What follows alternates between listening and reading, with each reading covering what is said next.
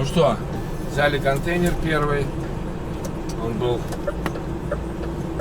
Палуба была сломана. Пол был сломан. Там отломана такая, где-то метр доски.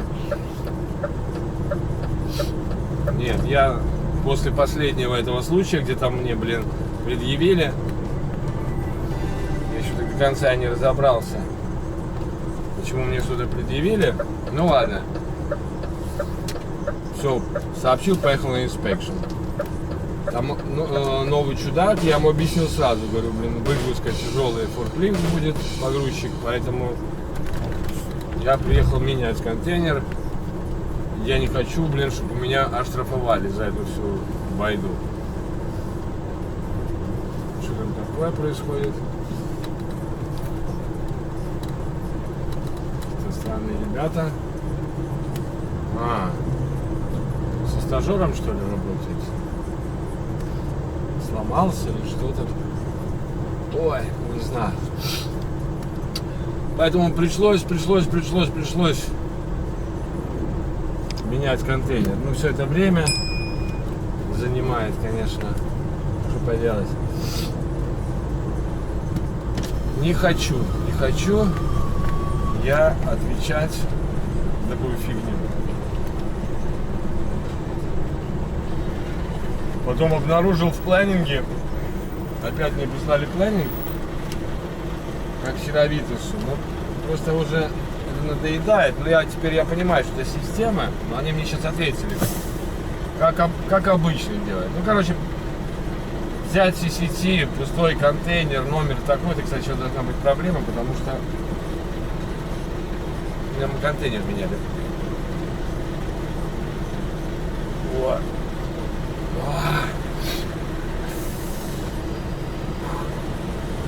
Номер такой-то, я им написал, какой контейнер мне брать в CCT. Они написали, любой этот контейнер будешь брать в порту. Но в планинге написано, что нужно вот такой-то номер. Да, этот контейнер надо брать здесь. Окей, потом дальше читаем. Именно вот по этому Super Maritime такая фишка, что типа, прежде чем выезжать, нужно пойти взять бумаги, засунуть их в контейнер и поставить пломбу. Но я им написал, ребята, вообще-то, главное, вот эта фигня, задание, пишется именно только по Super Maritime. В других местах это не пишется. Но самое интересное, что наоборот, надо это писать в других местах. Потому что в Super Maritime, куда вот я еду, там я уже буду менять этот пустой контейнер на полный, и он уже запломбировал. Уже на нем пломба стоит. Они говорили, окей, нет проблем. Окей, нет проблем. Я говорю, я просто для информации. Потому что мне присылается, номер пломбы, номер того, всего 5-10. Я как бы не гружу, я просто перевожу. Поэтому, ну давай быстрее это выезжай, ну. Что за, какой-то фигней занимаюсь. На перекрестке все тормозят движуху. Я просто перевожу контейнеры, я не гружу, мне дают документы сопроводительные. И все. А документы основные должны быть в контейнере, как и пломба. Потому что когда дают документ, там уже пломба. Даже более того, когда я распечатываю, я вам покажу, ну я уже не раз показывал, распечатываю референс, там будет написано empty контейнер, вот тот, который сейчас у меня за спиной, и номер полного контейнера, загруженного, вот который в планинге у меня написан, якобы я должен был его здесь брать. Но я-то знаю просто. Просто иногда хочется так выстегнуться и написать, ну ребята, ну может как контролируйте, что там система посылает. То один раз так посылает, другой раз так посылает. И потом ты уедешь, не взяв этот номер контейнера, будут вопросы.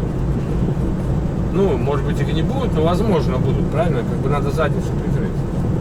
Витас тоже вчера писал, ему говорит, нет, темпче. Он говорит, так зачем вы пишете тогда?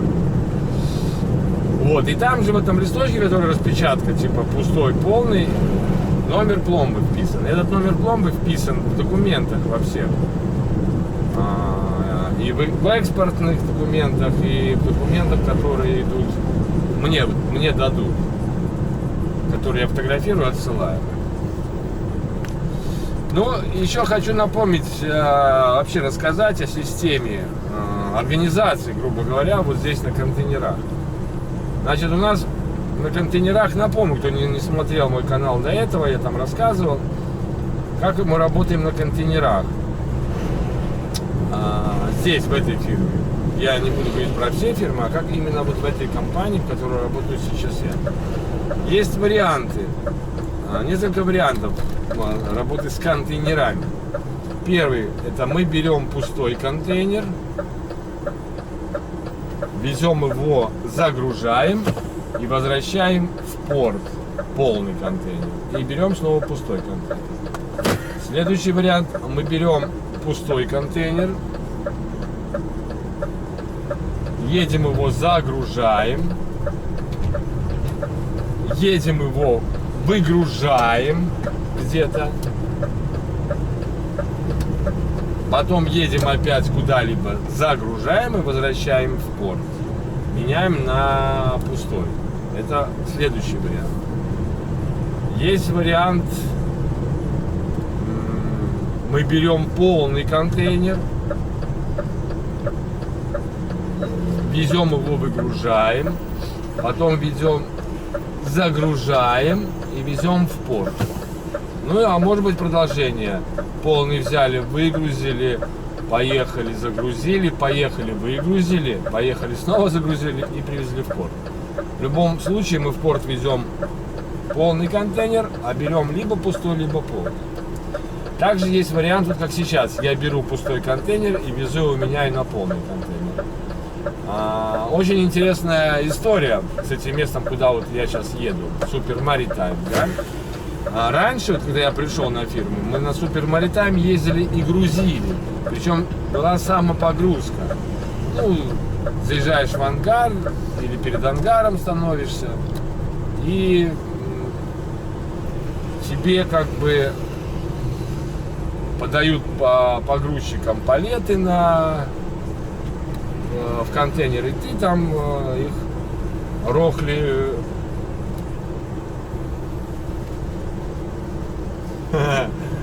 Поехал, кстати, Кевин на 28-й машине, показывает мне. Я не... А это его машина, он должен был эту неделю здесь работать. Да. Ну, может, с ней встречусь, может быть, он в Супер Маритайм тоже поедет, так я скажу, забирай свои вещи отсюда.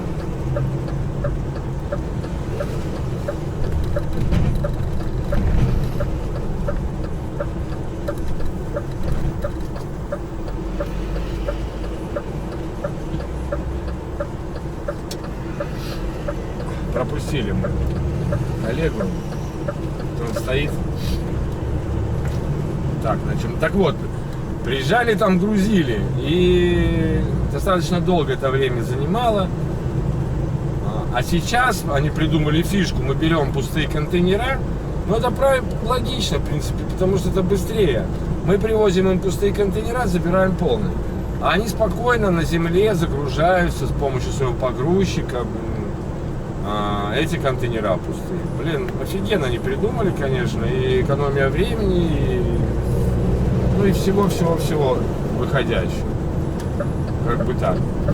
Есть еще один вариант у нас. Мы берем контейнер пустой, едем в один из... Причем мы можем брать его как здесь. Бывает, мы берем его в Ботлике, бывает, берем там в Роттердаме, в другом месте. Но везем его, как там назывался, Амфлер. И там меняем его на полный контейнер. Так же, как вот здесь, Супер Маритайм. И тот контейнер уже мы везем во Францию. Во Франции мы выгружаем и с пустым контейнером едем куда-либо грузиться, либо менять. Последний раз, вот я был, в принципе, один раз только во Франции, здесь, от Ситранца, и поехал, сдал там груз и уехал. Как вы думаете, куда? Правильно, Супер Маритайм. поменял там контейнер. Такая была история. Но во Францию там обычно нас почему-то посылают, что выгрузка в понедельник. То есть получается, что ты стоишь на паузе где-нибудь в Голландии или в Бельгии. Стоишь на паузе 45 или 24. Ну, в Бельгии нельзя там стоять 24. Я, в принципе, нигде нельзя стоять с собой 45. Ну, я вот ехал, я остановился, заехал в Бельгию. Сразу, не за Мейером, а следующий паркинг. Отстоял там ночь. Не поехал сразу в 8 утра. Спокойно, по-моему, до 8 я поспал. Позавтракал, помылся, все дела сделал и поехал спокойно во Францию. Но во Францию заезжать чревато было. В субботу там были запреты. Я не знаю, как часто, надо смотреть по этому. Как он называется? Ну, есть сайт про запреты движения. И там было, что во Франции в субботу с 7 утра до 7 вечера ехать нельзя. Вот. С 7 вечера до нулей ты можешь поехать. А вот, и они там стояли, полицейские, ловили машины, которые ехали. Ну тогда вот такой еще вариант. И, по-моему, еще был какой-то вариант. Ну, еще был вариант, что ты едешь пустой. Вот у меня был вариант, я ехал пустой, вот сейчас в Вебку мы пропустили компанию, она буквально 5 километров от TCC находится, я туда ехал пустой, вообще без контейнера, забирал там контейнер и вез его в порт. Бывает, что в Роттердам едешь за пустым контейнером. И бывает, что или за пустым, или за полным контейнером. Да, можно за пустым ехать и ехать на загрузку. Вот. Бывает, что нужно ехать менять шасси. Просто ты едешь без прицепа, без контейнера, меняешь шасси там под Роттердамом и возвращаешься. Либо в Роттердаме уже берешь пустой контейнер, чтобы сюда не ехать порожняком, либо сюда едешь, как у меня было, я ехал сюда на пустой контейнер. Теперь по бумажным вопросам. Скажу сразу, вот на контейнерах мы ничего не заполняем. Ничего не заполняем, есть такое указание, мы не заполняем. Я не знаю почему, потому что контейнер груз, но мы ничего не заполняем. Ни грузовые документы, ни ЦМР, ничего. Походу это все есть в электронной ЦМР, которая вот оформляется перед нашим выездом. Она там оформляется, электронный ЦМР, электронный карго-документ. И она там где-то хранится. Потому что если они готовы не будут, нас просто не выпустят. А ЦМРки это международные документы грузовые, которые при международных перевозках обязательно нужно их заполнять. Поэтому я, в принципе, когда везу пустой контейнер по Голландии, я ничего не заполняю. А если еду в Бельгию или Германию, то заполняю ЦМР. Причем, по-моему, в Бельгию тоже не надо. Ну, я не знаю, не буду. Я заполняю для Бельгии тоже. Потому что это все-таки типа, считается Бенилюкс страны. Бельгия, Нидерланды, Люксембург. Не, ну я все равно заполняю на Бельгию, на Германию ЦМРку. Ну что я там пишу? Адрес, куда еду, номер контейнера, номер машины и дату. Вот, это по этим документам. Ну и все. По отсылке документов, все документы, которые вы получаете на погрузке, выгрузке, фотографируются, отсылается в планинг через mail. Единственное, еще, когда идет разгрузка, то еще дополнительно документы отсылаются в офис компании, то есть в офис уже Ситранс, не A2B онлайн, а плюс еще в Ситранс. Такова организация.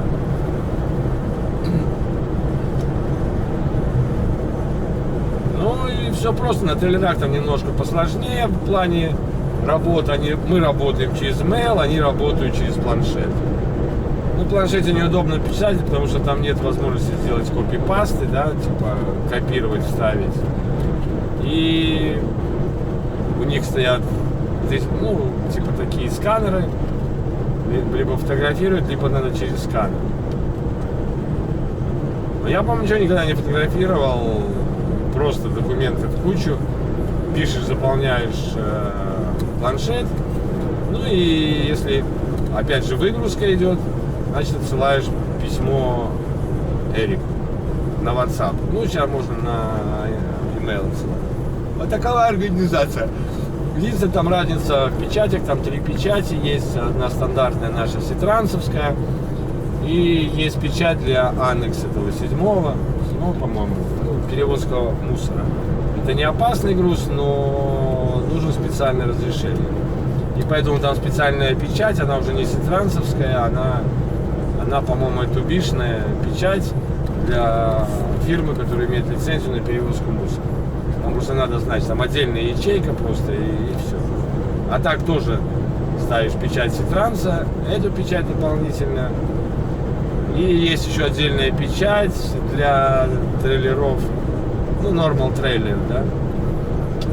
Так называемая, я не присутствовал на погрузке. То есть груз грузили без меня. Она просто стандартная печать ставишь, потому что одно дело ты грузил, другое дело, когда не ты грузил. И все, некоторые фирмы сразу ставят эту печать, что груз грузился без водителя, загружался. Ну, моя обязанность там по-любому его закрепить как надо. Обязательно задние, крест-накрест, либо если есть эти штанги поперечные, то ими. Ну и там свои нюансы. Если на контейнерах у нас заправка вот здесь недалеко от CCT порта, то на normal трейлерах, на трейлерах там заправка непосредственно в порту.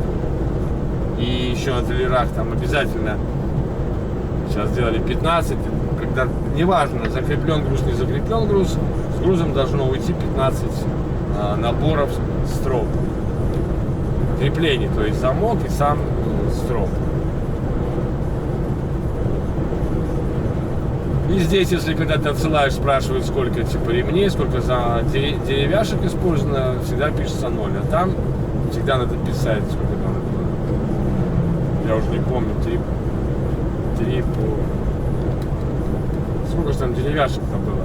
Ну, типа этих ограждений, да, бортовых. 4 по 3, 24 или 12, ну сколько их есть на самом деле. И так же самое, сколько этих сетов для лашинга, security, но для крепления. Там есть свои нюансы, да, там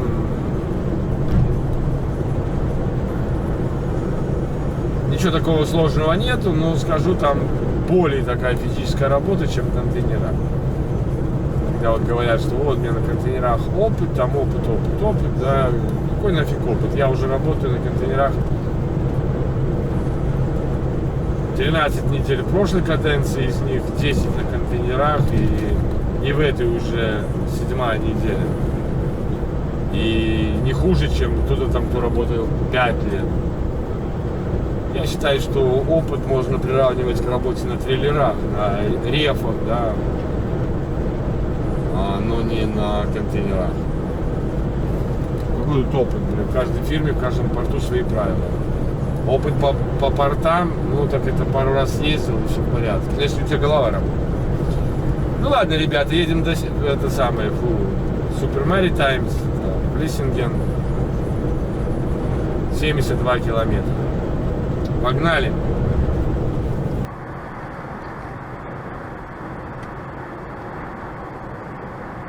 Друзья мои, я как бы загрузился, все сделал, все отправил вроде.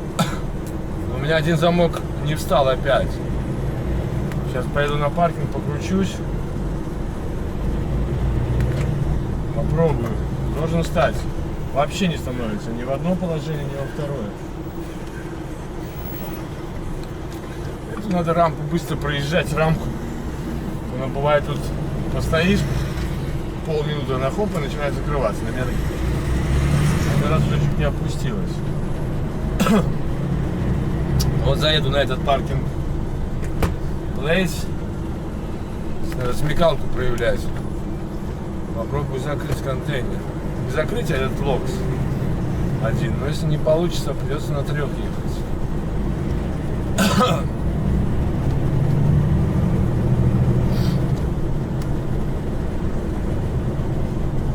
Андрей с Василика уехал. Марио тоже стоит там. Ждет.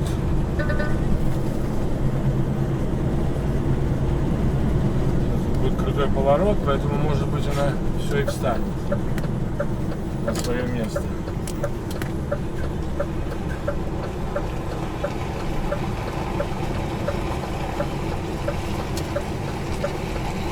Очень хочется надеяться.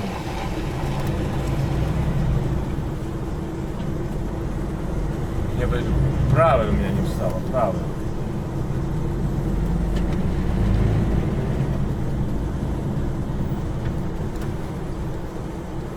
Пойдем проверим.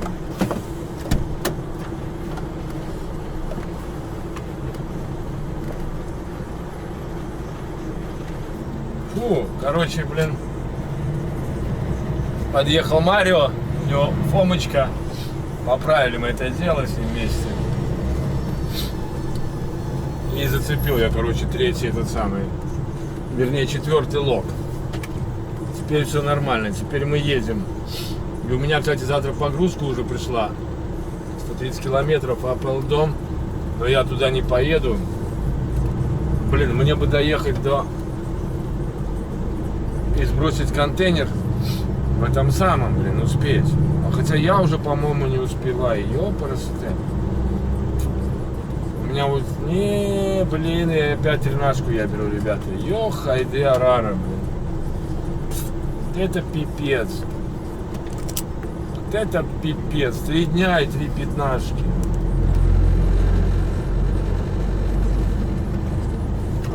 Я же начал, блин, в 5:30. Сейчас 5:30. За час я не успею доехать. И тем более сдать прицеп. Единственный вариант, сколько там отъезд.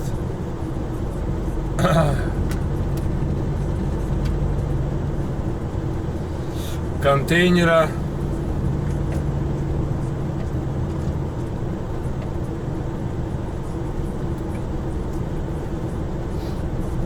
Блин, надо ехать.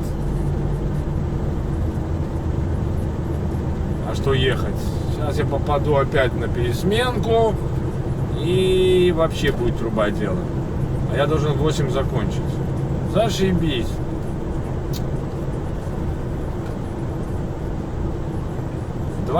Мне меньше чем 3 часа осталось работать, правда? Веселуха.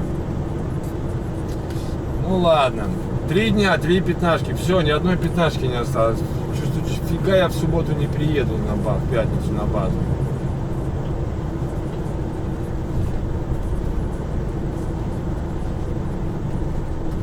Единственное, надо сделать так, чтобы в субботу, вернее, в четверг как можно позже закончить, чтобы в субботу, блин, в пятницу как можно позже начать, так скажем. Только этот вариант, что меня может спасти, чтобы я в пятницу приехал. То есть по максимуму надо ехать. Чтобы по максимуму надо ехать, надо нормально из спорта выехать, друзья мои, правильно? А не за 20 минут до конца рабочего времени. Ой, блин.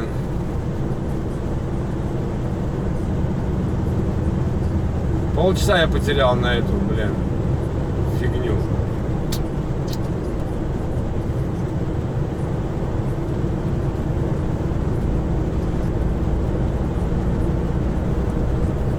О!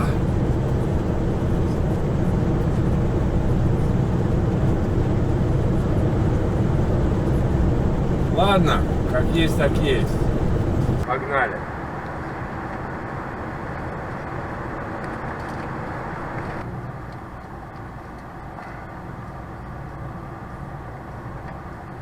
Так, мы подъезжаем, ребятки. Время у меня уже пошло 14 час, работаю уже 13:08 я работаю. То есть среда, я все 15-ки использовал. Но сейчас еще такая ситуация, что только 15-ки. Блин, мне бы хватило времени, чтобы встать на ночь, чтобы не переработать, блин, в этом порту, потому что 18:34, через 15 минут у них либо пересменка, либо обед. Обед, по-моему, у них. И это значит, что я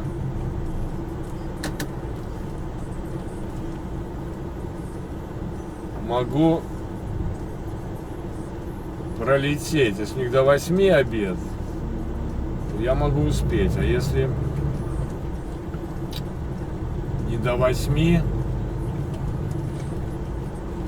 вернее, могу не успеть. А если вот до 19:40, 19:30, тогда есть шанс, потому что мне закончить надо в 8:25.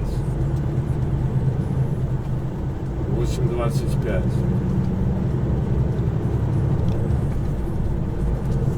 Такая вот фигня. Тут уже у меня, я уже точно, ну еще может быть 137, но вряд ли, по-моему, на 411, если 411, то еще потом, ой, со 137 пошлют на 419, как сегодня было, то это очень не гуд.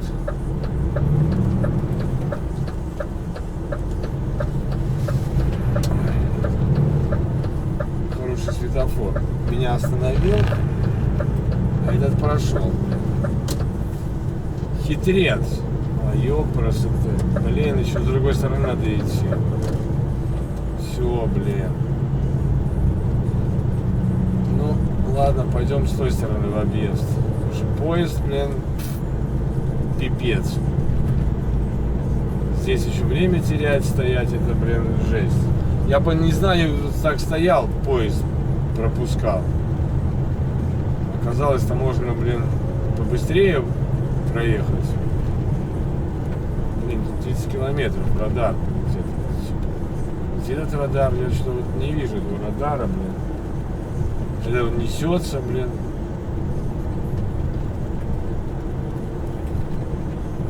Дебильный знак поставили, тут 30 километров. Вот тут радар имеется в виду.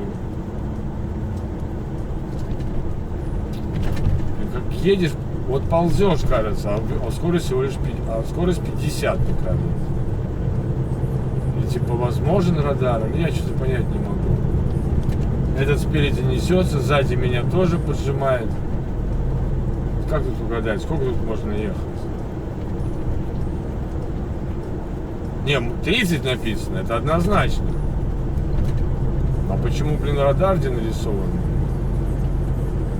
Что возможен радар? Сколько тут езжу, не вижу, где тут радар. Может, там дальше радар? Я там тоже ехал. В эту фирму, Брал контейнер, что я говорил, что 4 километра. Не было там никакого радара, не видел я его.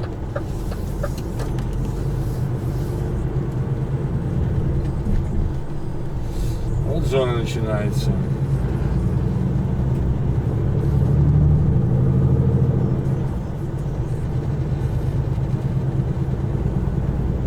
Что нельзя стоять здесь больше, чем полчаса. Я думаю, тут люди стоят на ночь. Закрашено, кто-то закрасил или заклеил.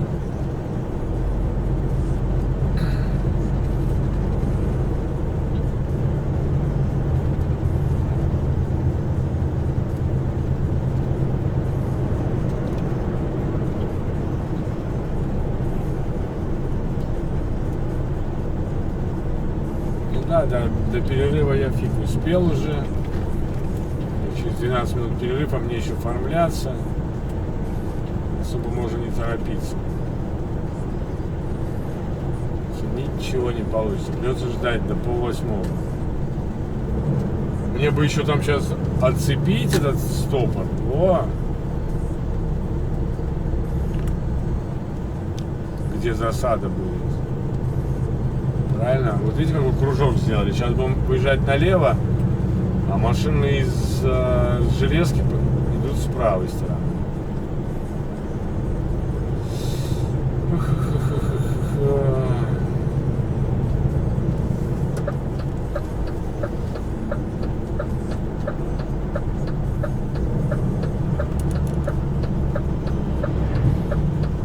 Сейчас не должно быть Тут никого. Видите, тут радары стоят. Не радары, а эти камеры стоят. Уехал уже Марио. Да, Марио уже, наверное, там стоит в очереди на выгрузку. Я думаю, что... Блин, если... Чтобы там машин было мало. Вчера машин, наверное, блин, я вам скажу, 20 было. Да, больше 20 машин вчера было, которые ждали. И главное, они перед обедом, блин, так медленно стали работать. Просто пипец.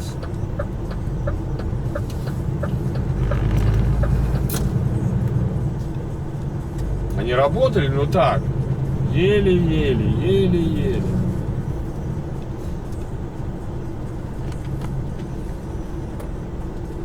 Не торопясь, не суетясь.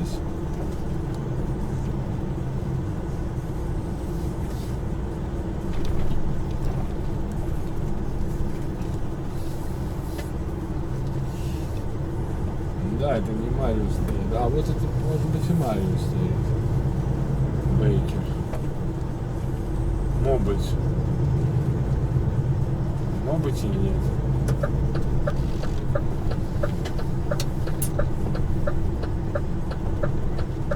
Трак Рентал. Нет, это не Марио, это, блин. Тут и другое. Ладно, пойдем. Итак, 19:49. Мне осталось работать 37 минут. Что еще могу сказать? Все, в принципе. Контейнер снял. Потом успел до перерыва контейнер снять. Потом он уехал на перерыв. Там один чудачок. На 137-й все это быстрее происходит. На 411 они там 40 минут кушают. Ну вот. И где-то минут через 30 приехал. Не минут через 30, вру, минут. Он меня снял уже в начале 7-го. Я не думал, что он будет снимать меня. Контейнер. Он там занимался другими делами. Он подъехал, снял такой чернокожий парень. Но он мне не первый раз снимает. Мне такое ощущение, что он там как ученик. Вот. Ну и любит, чтобы человек стоял перед, чтобы он видел человека. Вот. Ну там помогаешь ему немножко еще. Вперед он высоко задирает еще, потому что он задом выезжал. Ну ладно. Потом уехал, видно, на обед, потом приехал и поставил мне контейнер, и слава богу, он оказался не дырявым, нормально. То есть все в порядке. Ну что сказать, и 6 минут осталось, сейчас едем на CCT, блин. Третьи сутки. Третью ночь я буду проводить здесь. Уже ёпарасете. И 3 дня, ребята, 3 дня. Все пятнашки.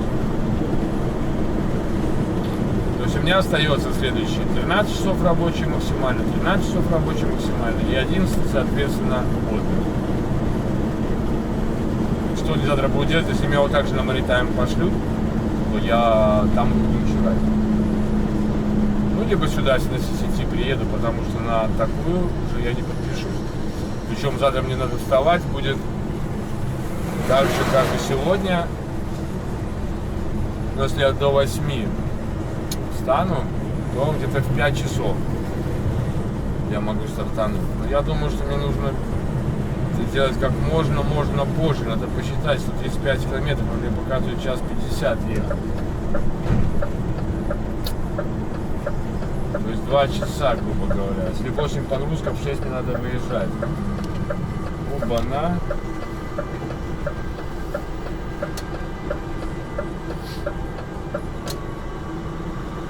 Маленький поезд поехал.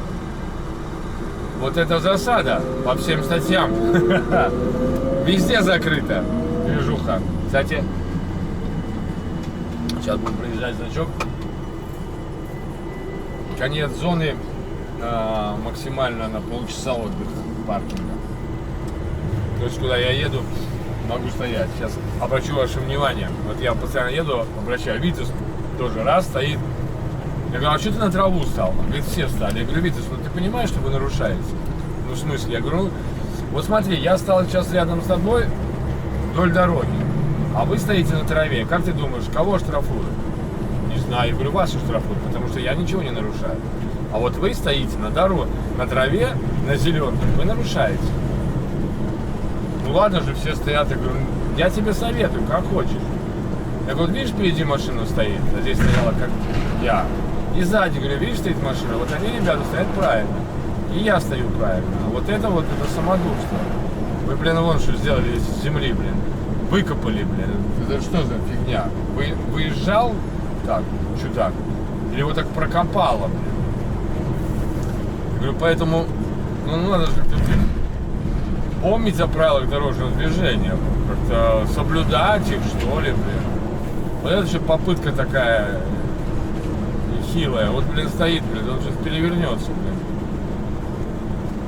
Вот это правильно стал. Вот я тут обычно стою, вот, возле этот БМВ, этот немецкий машин, блин, она уже все время здесь стоит, так скажем. Ну, я вот могу здесь развернуться, но я поеду на разворот там, за железкой. Проеду, развернусь и нормально будет. Мне так более комфортно. Вот здесь можно стоять. Хотя тоже надо помнить, ребята, железная дорога. Сколько метров до железной дороги нельзя стоять припаркованным? Тоже, блин, правила нарушают. Просто люди забывают про правила, а потом, когда их штрафуют, они такие, опа, а что такое, а почему? Вот эти столбики с правой стороны, они не запрещают тебе стоять, они наоборот огораживают, чтобы ты не заезжал на траву. Не надо туда заезжать, а слева, если их нету, значит можно заезжать, что ли, получается? Ну, люди, блин, как говорится, в Голландии нельзя типа в пробках стоять, да? Как, ну хорошо, давайте, мы нарушаем и вы, и я это правило. Но, блин, вы еще, блин, на траву залезли. Вон Витек говорит, стоял на паркинге, во Франции, по-моему. Приехал болгарин. У него место нормальное, нет, он, блин, колесом заехал на зеленую траву и стоит не на паркинге, на заправке. Витька просто по доброте выходит, говорит, слушай, у тебя же есть место, встань нормально, тебя же, блин, ты же на траве стоишь. Приедет полиция, тебя штрафует. Да не, ничего, все нормально, ничего не будет. Витька говорит, смотрю, блин, минут через 40 подъезжает полицейская машина, блин. Сколько он, 250 евро штрафа. Постоял одним колесом. Он говорит, глупый, ну ладно, если бы там не было возможности, там море, место, говорит, там даже помогать не надо, спокойно съесть с этой травы, блин, ну. Просто вот будет ехать какой-нибудь вот, дурачок зеленый, ну так скажем, да, любитель природы, так скажем, и позвонит, блин, они обязаны приехать, вот все эти получат штраф. Я не хочу, я просто говорю, коллеги, вот здесь я реально хочу поучить, не надо заниматься фигней, перелопачивать вот это вот дело, не надо. Так, сейчас мы закроем страну. Итак, ребята, закрываем страну, конец страны, 56, Нидерланды, 1956. Сейчас завершу вещь. Все, 1956. Так и запишем. И ладно, блин, вот смотрите, вот что мешает стоять на тротуаре. Здесь не сплошная линия. То есть расстояние 3 метров мы не нарушаем. Здесь нету запрета паркинг зоны, там типа запрещено стоять. Да? Ничего этого. Я вообще становлюсь, вот обычно с той стороны я становлюсь. Вот так как по ходу движения, если нет времени, вот прямо возле этих столбиков становлюсь, и ничего я не нарушаю. Единственное, я становлюсь, когда, ну, как это называется, этика есть, да, я не стану напротив вот этой машины там, да, чтобы проезд был свободнее. Но ты же не знаешь, как дурак поведет себя, когда приедет, станет напротив тебя. И вот в таком случае, когда он встанет и ты встанешь, оба получат штраф. Оба. Не будет разбираться, кто раньше приехал, кто позже приехал. Так что это то, что В принципе, надо понимать, и, ну вот зачем, реально. А там видели, какая борозда? Пипец. Кто-то скажет, ой, в промках вообще стоять нельзя. Это не промзона, кстати. Вот здесь это не промзона считается. Это считается припортовая зона. Потому что там, где промка, там стоят знаки, блин. Паркинг не более получаса. И все. А здесь она заканчивается. То есть, конечно, на 45-ку. Хотя можно и на 45-ку, тут встать ничего не будет. Но просто, что тут делать на 45-ке? Вообще, да нефиг тут делать. Там, блин, вот есть заправка напротив, которая работает, блин. По выходным она даже не работает. И, в принципе, все. И больше тут ничего рядом нету, ничего хорошего. Ну ладно, ребята, на этой ноте буду заканчивать. Пятнашка завершилась, все. Будем работать спокойно. 13 часов, не более. Спокойно, это как сказать. Я знаю свой характер, спокойно я не буду работать. Буду, блин, до последнего гонять, искать паркинг. Но надо вести себя прилично. Не надо выстебываться. Ну ладно. Итак, на этом все, ребята. Слава богу, как говорится, не убили. Берегите себя, своих родных и близких. И все будет чики-пуки. Пока.